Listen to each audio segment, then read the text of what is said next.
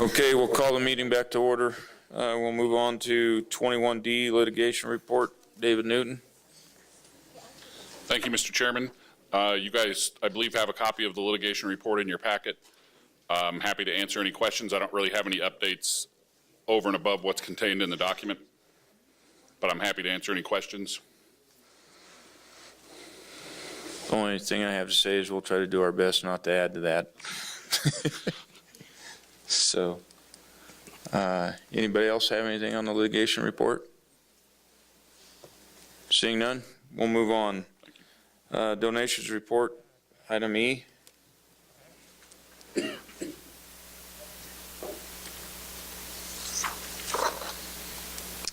For the record, Patrick Cates, you should have in your package the donation report that was submitted to the Interim Finance Committee. This covered 2 periods. It was a final report for fiscal year 12 and a 6-month report for fiscal year 13.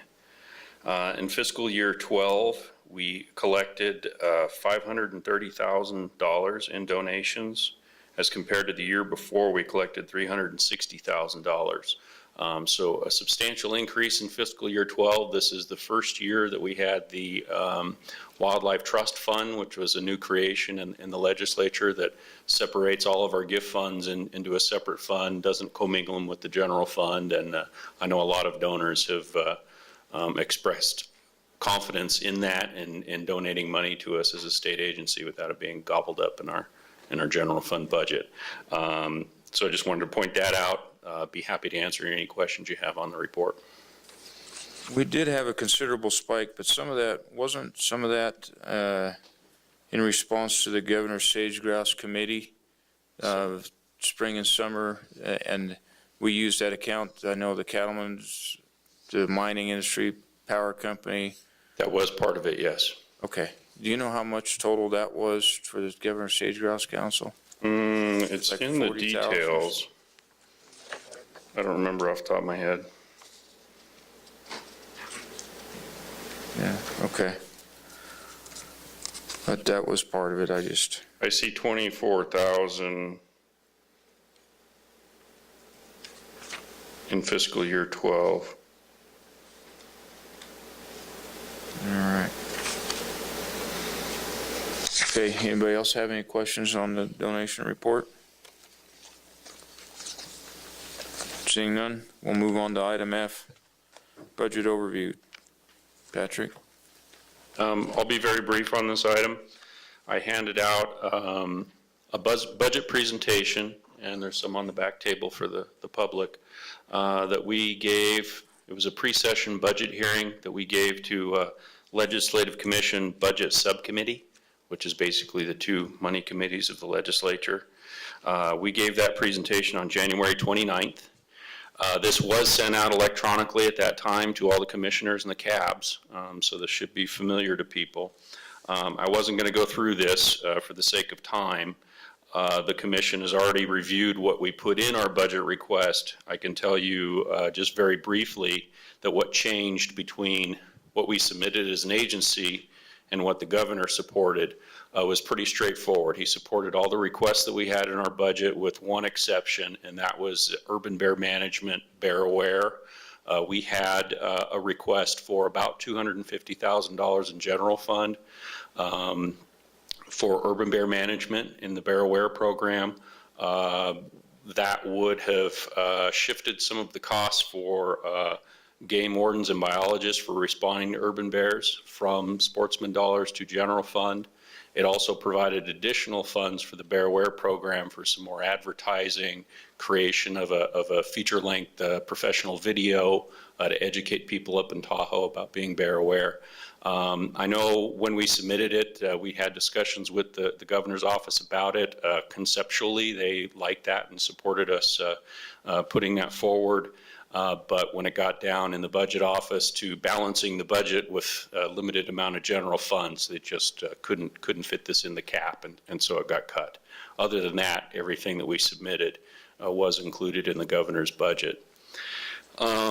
We do have our main budget hearing next week. It is on Thursday, the 21st, at 8 o'clock in the morning.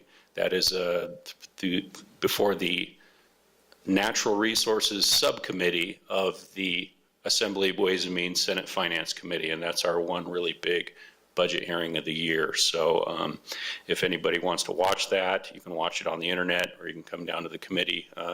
And they do take public testimony. That's usually not during budget hearings, but you're certainly all welcome to come.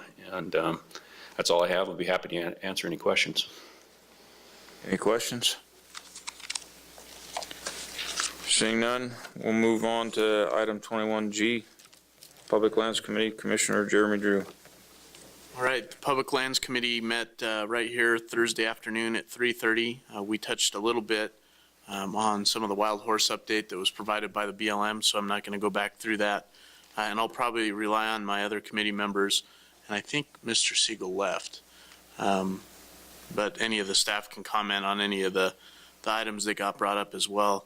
But one of the main presentations that we did have was a joint presentation by Barrick Gold Mine and the Department of Wildlife, primarily on the Bald Mountain Mine and the expansion that they're looking at doing. So you've got a mine located in the south part of the Ruby Mountains now.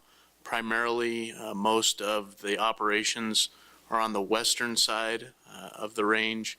They have an expansion plan and an EIS, environmental impact statement, that's already been completed that would substantially add to that operation.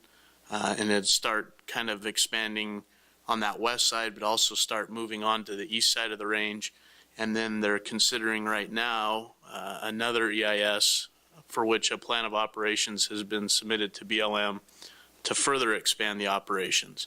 And the concern from the department standpoint is that those expansions may result in significant alteration of the mule deer migration patterns through that area. And part of the complicating factor is that you've got planned expansion that has not yet been constructed, and so the telemetry information that they're recording from the mule deer moving back and forth in the fall, late winter, and in the spring is a little bit confounded by they're picking up some of those movement patterns through the existing disturbance, but then you've got the already approved disturbance that hasn't necessarily taken place yet, and you're trying to anticipate what's in the planning phase now.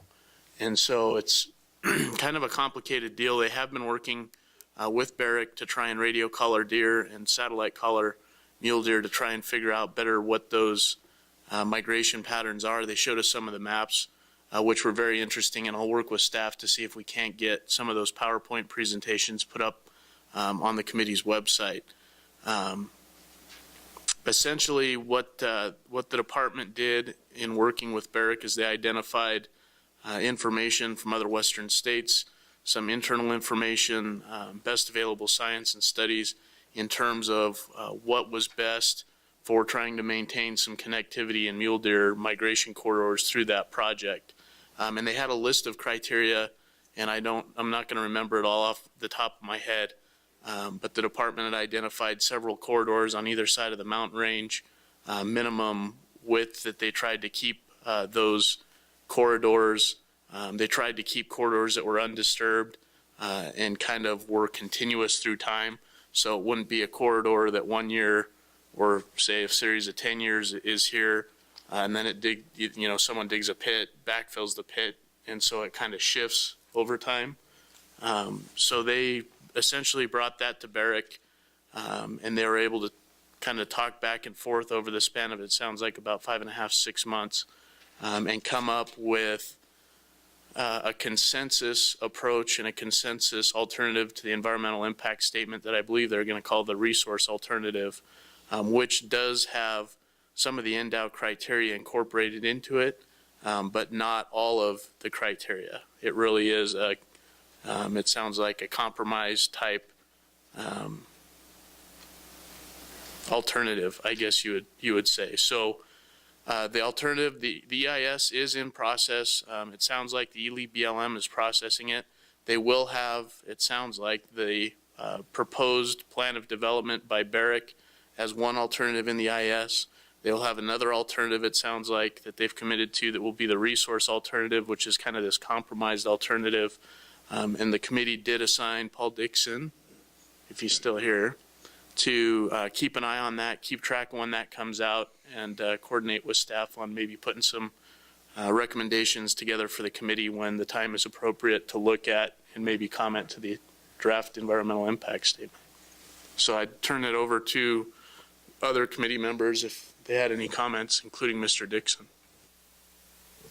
Commissioner Rain. Thank you. One thing you might, there's probably just a misstatement, but it's in these, it's south, it's not in the Ruby Mountains. It's actually south of the Ruby Mountains.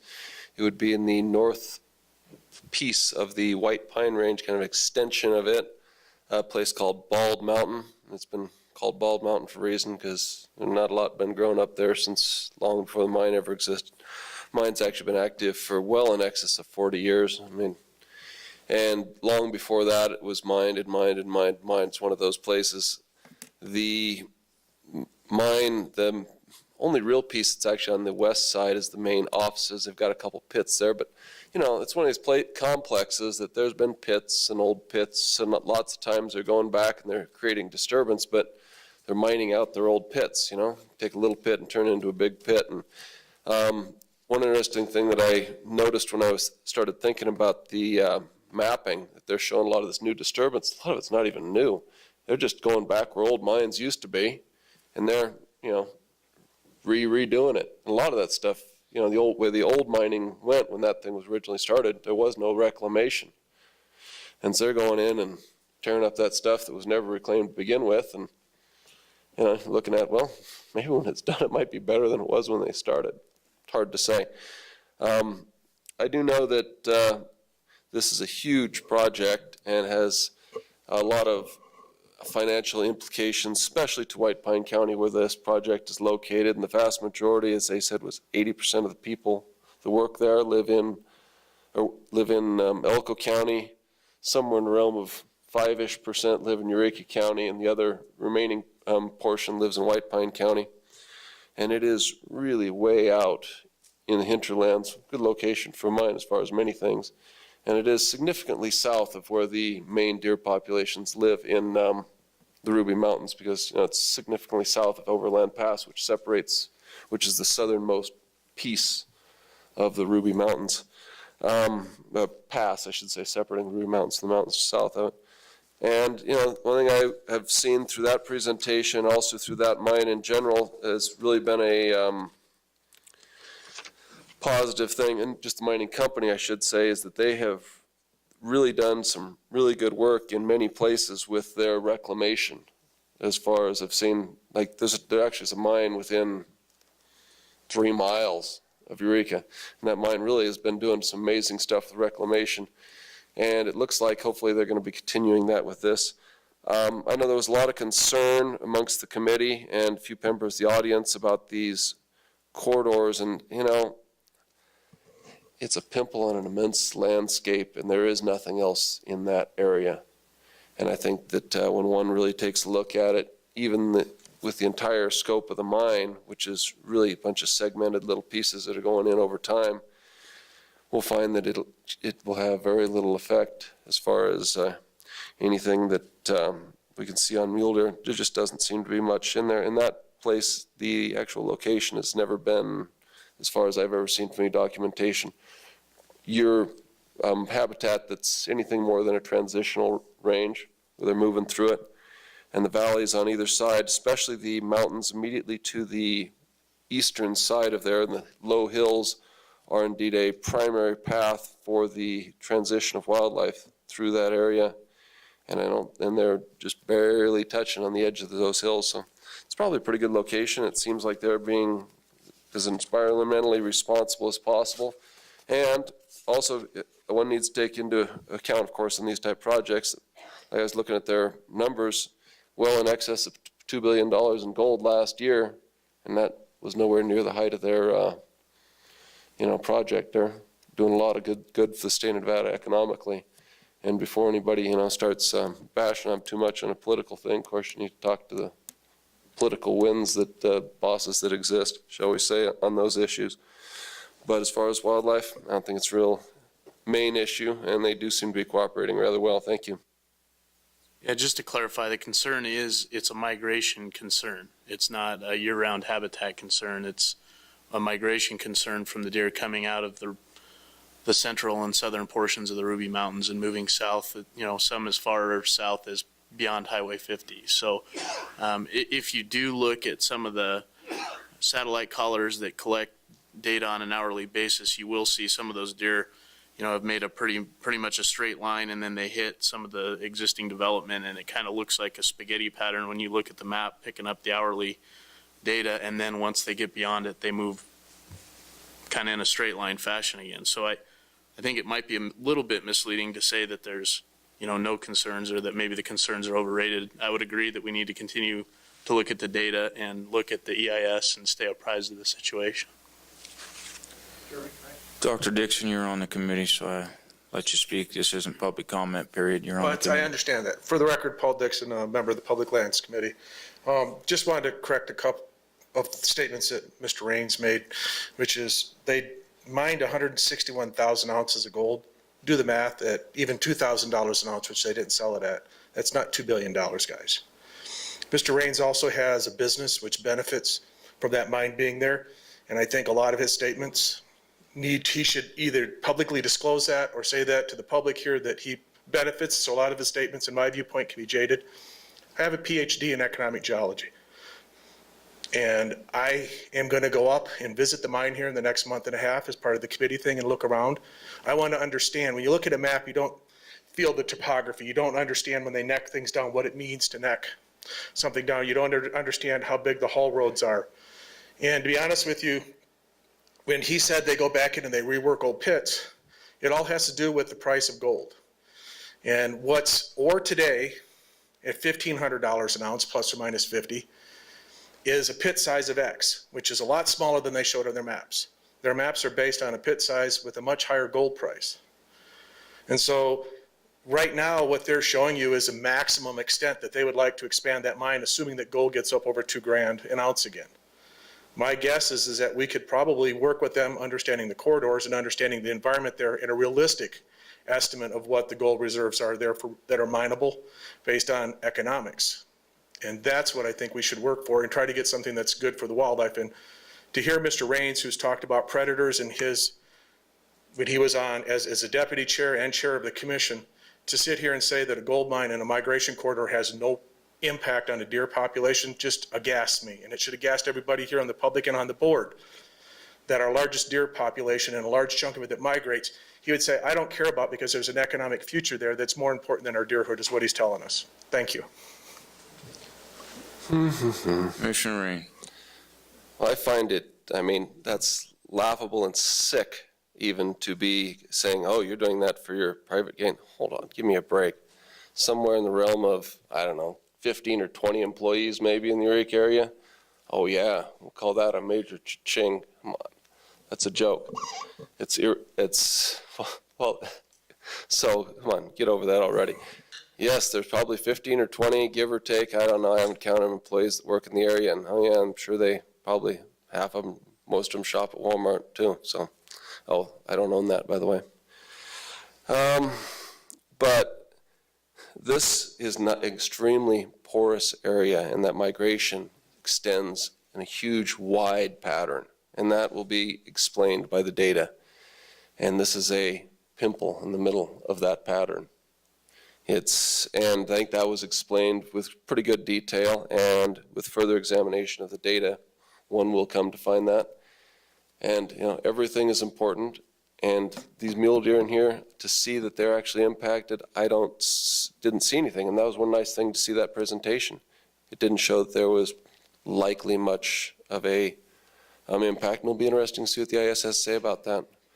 But personal gain, please.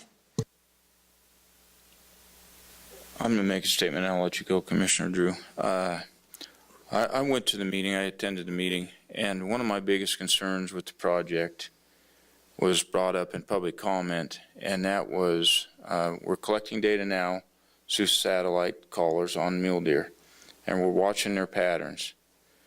And they've come up with these corridors, and, it's not exactly what NDOW had wanted, but it is a compromise by the mining company, so it's a compromise on both sides.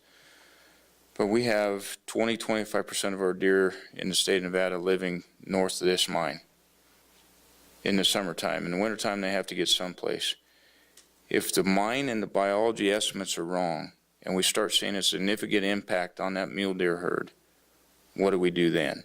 And that's my concern, is we do not have a what do we do then scenario built into this. And that's my concern, is the what do we do if something goes wrong? Commissioner Drew? Something just to clarify on that maybe a little bit, it got touched on, but I don't think it got really flushed out too much, is that part of the EIS will require, I believe, a monitoring plan, and correct me if I'm wrong, anyone from the department, but it'll also include an adaptive management component. So I appreciate Paul's efforts to go up and see things on the ground. I think that will help him understand some of the concerns, because really the intent of the meeting on Thursday was to get everyone on the committee familiar with what the mine has planned, what they're doing, and what the concerns are, so that we can make some educated comments going forward. The other thing that I'll point out to the public that's here that I forgot to point out because we were running low on time on Thursday, is that this will be a public process. It's going through the NEPA process. Obviously, NEPA and this process is a little bit cumbersome just on our timeframes and our open meeting law requirements.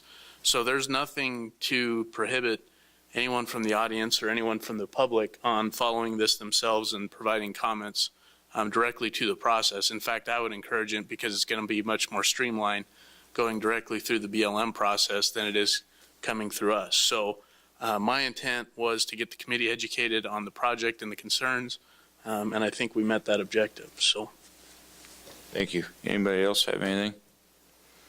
Seeing none, we'll close that agenda item and we'll move on to item H, 21H, Elk Damage Incentive Committee. Commissioner Wallace. Thank you, Mr. Chairman.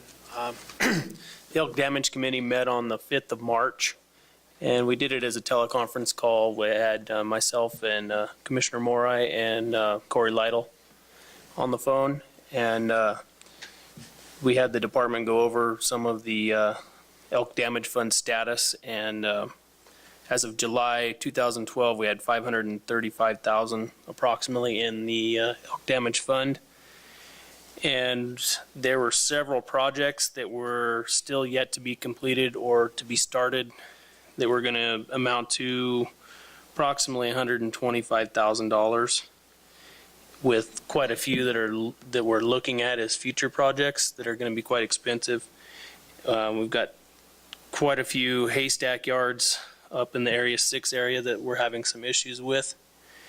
And we're looking at fencing some stuff, and the cost per mile is approximately $18,000 to $25,000, depending on whether we use a contractor or we use the Department of Forestry to do that.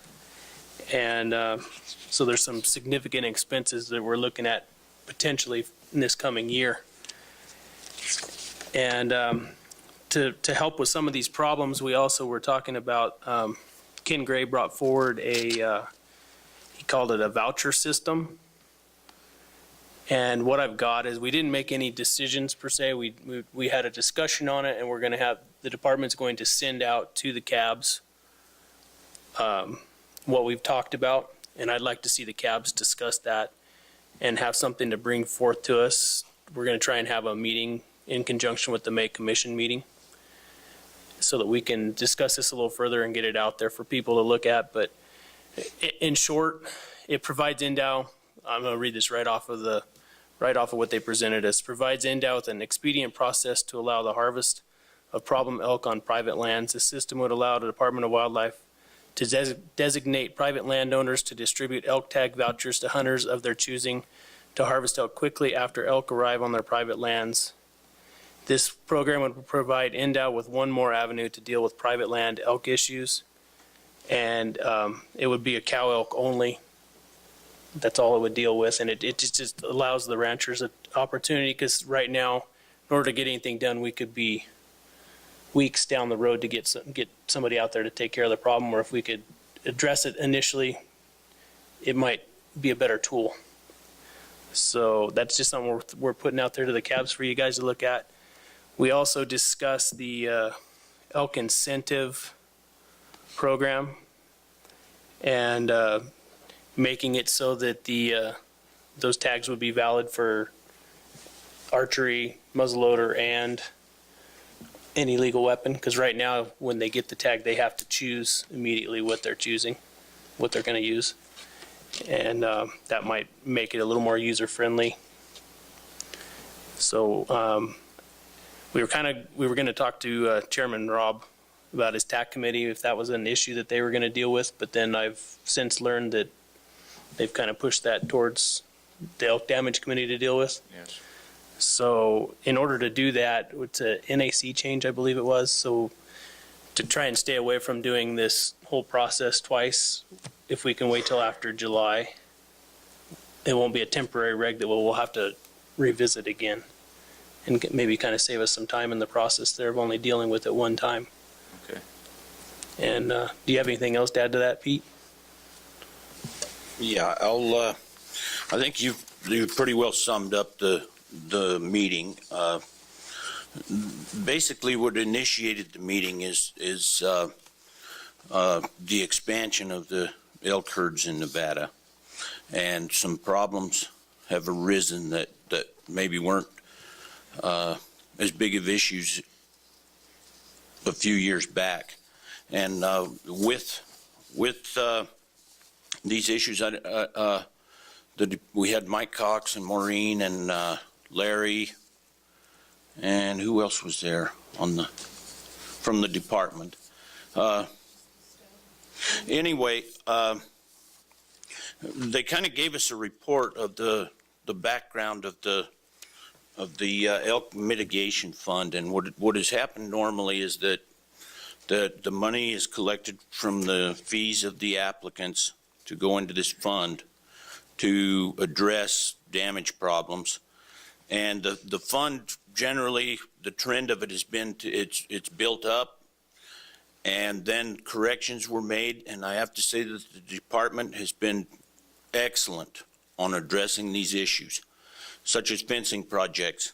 If there is a problem that cannot be corrected by any other means with the system that we have, they go in and do these fencing projects. Well, we were at a point where there were numerous projects that deemed necessary to be done. So that is why there's going to be a pretty big hit on our damage fund.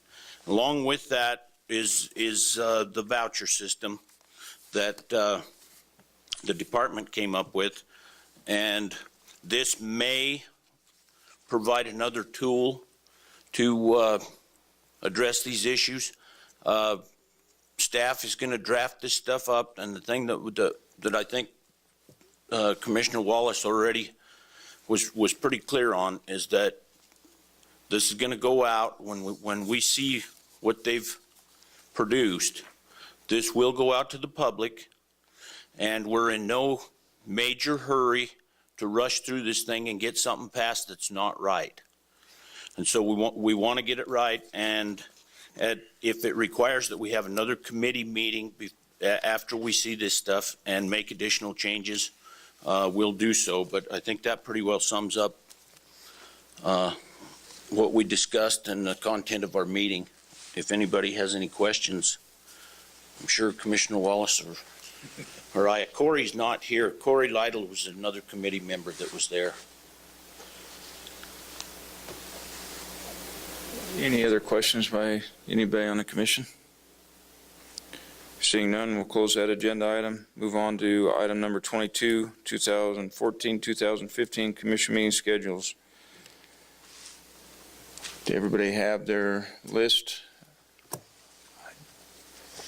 Any questions on that?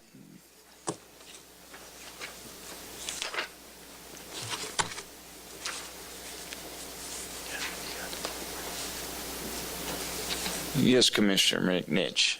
Okay, I mentioned it to Jeremy earlier, but in the past, and I don't mean this as any kind of slight to Fallon, But in the past, we've usually used those two summer meetings, the June and August, generally been a good opportunity to get out into the other parts of the state and Elko, Ely, where a lot of action's occurring, and it gives us an opportunity to, number one, touch down in those communities, but it also offers opportunities to go out and see things that we talk about all the time. And I'm very cognizant, very sensitive to the cost of doing this kind of stuff.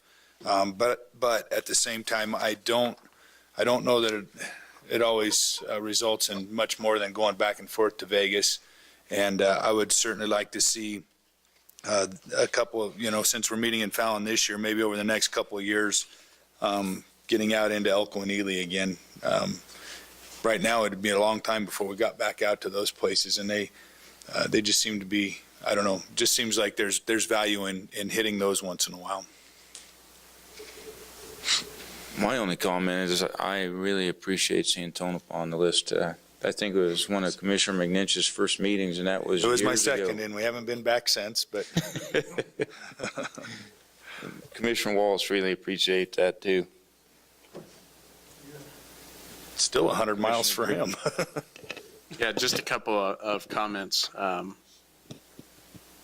One, I noticed the 2014 January meeting in Las Vegas has moved up a little bit. Typically, we do that like the first full weekend in February, which would be my preference, but I could go either way, really.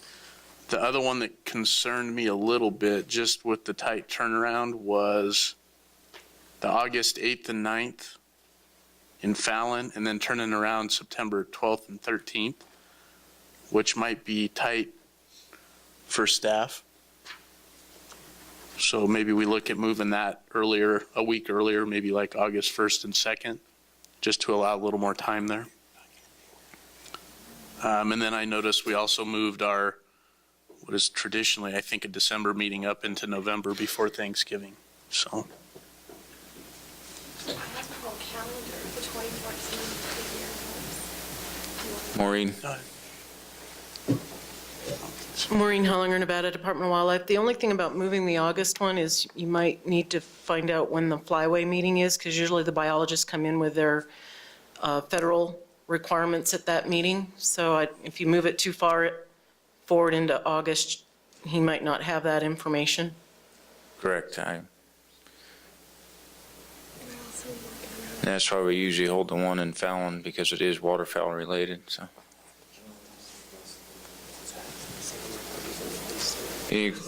Commissioner Lane? One, I really am happy to see the November meetings as opposed to the December meetings, truthfully, just because December is a very bad month for me personally because of, just the year-end kind of things. And I guess my question is, I don't have a problem in going to Fallon, Eureka, Ely, but do we ever look at doing something other than, I'm just asking this question as a new commissioner, as coming and meeting here is in person. Have we ever looked at doing something other than that? I guess that's my question. And I know we're limited in terms of the number of meetings that we hold. So I'm just asking that, as there's ever been, because this is 2 years, we're talking about 2 years out, so. We have held telephonic meetings. We are going to hold the first week in April, a telephonic meeting where we're not all going to come here. Part of our dilemma is we want to get as much CAB involvement as we can, and when you have 17 county advisory boards spread throughout the state, it is an expense, but to have a telephonic meeting or even a video conference meeting, it could become overwhelming trying to do that. And to get people where you could have telephonic, there's still going to be travel associated with that, everything. I understand what you're saying, but the logistics of holding a full commission meeting and having full action items, I don't know how we could ever facilitate our way through one of those meetings. Emergency sage-grouse closures, we've had telephonic meetings and accommodated that. Emergency meetings, we do meet that way. And single agenda item meetings like the legislative committee meeting we're going to have, or legislative meeting we're going to have coming up, we do telephonic. But besides that, it's really hard to get the involvement we want from the public. And that's one thing that we get criticized for, is not involving the public more, but we want to get as much involvement as we can, so. Well, I would only say, I guess my concern coming from Southern Nevada, and we usually have pretty good attendance at the Southern, at the Las Vegas meetings, is that a lot of that public, yes, we have a cab, but there's a lot of public outside of the cab that's not, I can say that from personal experience, is that I didn't have the money to travel to the other meetings. And since we've got 2 million people in Clark County, if we're trying to get people involved, that's why I'm asking that question. You really want to try to get more of the public involved. I'm assuming outside of the cab members, and I think that's where you start running into issues in some of this stuff. So I'm just asking that question. And maybe it's something that we could look at in the future, in terms of how we get that public to be, able to come to some of these meetings outside the Las Vegas meetings. And Deputy Director Kate has his hand up, and I think he's probably going to give us some more insight on the video conferencing that we may make it through the budget process, and are we looking at going forward on that? Yeah, video conferencing equipment is still in the budget. We'll see if we make it through the legislature and get approval for that. I think we will. Once we have that equipment, we'll be able to purchase that if it's approved after July. We will install video conferencing equipment at our 3 regional offices. So when we have a meeting in Reno, we'll be able to videocast it in Elko and Las Vegas, so that members of the public can come and participate in those meetings without having to travel to Reno. Now, when we travel to other locations and we're not in one of the NDOW facilities, that may be a bit more of a challenge. We'll have to see on a case-by-case basis how we can work that out. But that's one of the main intentions of that system, is to give the public more opportunity to participate statewide. Mr. Chairman? Yes. I know at times they're required, but it would make me a lot more comfortable if you stayed away from telephonic meetings as much as possible, just in terms of the open meeting law, in terms of public that wishes to participate being allowed to participate.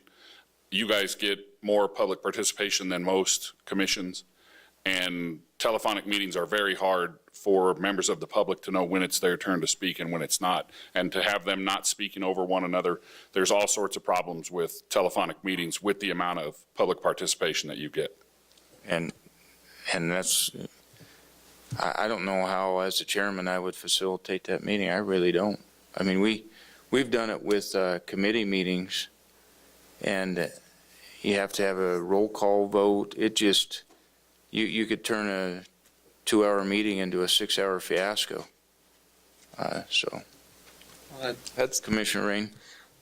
I've actually had some pretty good luck with it. We've held a couple full commission meetings that way, and they seem to go pretty well. Just kind of depends on technique for running it. Thanks. I think there's a differentiation also between having the commission all in one place and allowing public comment from remote locations.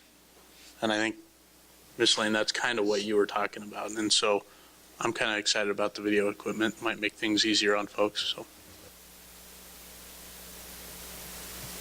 Commissioner Young? Just a question, because, just for my own information, it's not intended to mean anything specific against Reno, but why is it so overly, going back to Commissioner Lane's, why is it so overly weighted to having the meetings in Reno versus Clark County, considering the population, 3/4 of the population is down near Las Vegas? And it's pretty clear that, there's always at least 3 meetings in Reno, or 3 plus Fallon, and there's 2 meetings consistently in Las Vegas, just so I have an understanding of that. Some of that is because of the amount of staff. And my whole life, it's been politically, I know Northern Nevada has a lot more stroke than Southern Nevada. And I was born in Yerington, but I've lived most of my life in Vegas, and it's pretty evident, but just give me some practicalities to that. Okay, my understanding to that is the amount of staff it takes to put on your quota setting and the different meetings. If you look at the meetings we hold in Reno, they are specific to specific things going on. I sit here saying that, and I'm thinking we could have held this meeting pretty much any place. But a couple of the meetings are pretty much required to be in Reno because of the amount of staff required to put those on, and the amount of staff time it takes. Instead of flying 15 staff members down there, we fly 3 or 4 commissioners up here. It's more cost effective at that point.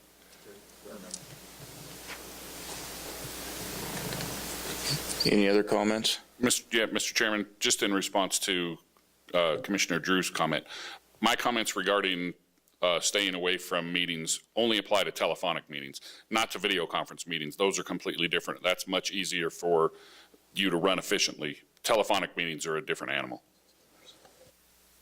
And we see it at the state legislature on a regular basis. You have people in Elko, people in Vegas, and you have public comment period from both sides. And it works out fairly well when you're video conferencing. Outside of that, telephonic, wow. Any other comments? Okay, this is a action item, so take it out to public comment. Anybody